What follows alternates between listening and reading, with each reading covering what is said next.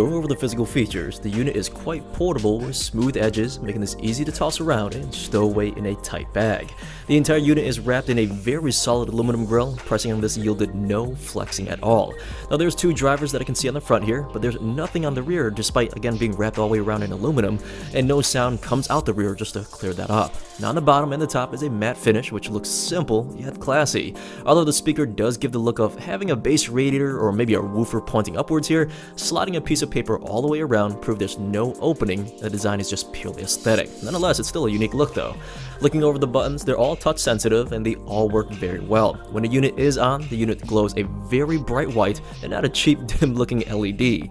The top left is your mode selector to enable Bluetooth, switch to the 3.5mm physical cord, or use a micro SD card slot, which I'll show you later. Now the right is pause and play with disconnecting the speaker if you use this as a speaker phone. And the bottom two are for skipping songs left and right, and that blue ring in the middle here is also touch sensitive. It's a volume dial which worked perfectly fine. Just rotate your finger here.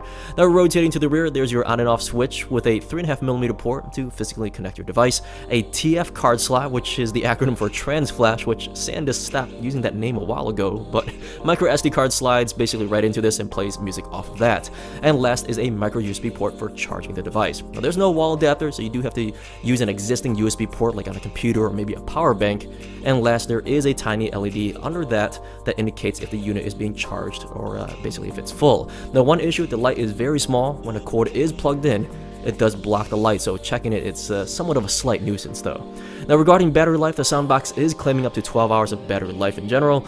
Like all my Bluetooth speakers I test, I did leave this on at 50% volume from a full battery to dead, and I personally achieved 14 hours and then I just stopped. Now regarding range, I did walk from one side of the house to the other, went downstairs, and had the signal pass through several walls with my Samsung S7, and no problems at all. That's about 40 linear feet. So other than that, the speaker doesn't have all the bells and whistles like NFC or being waterproof or offering bass boost, but the build quality and the aesthetic so far I'm really enjoying. How deep is your love?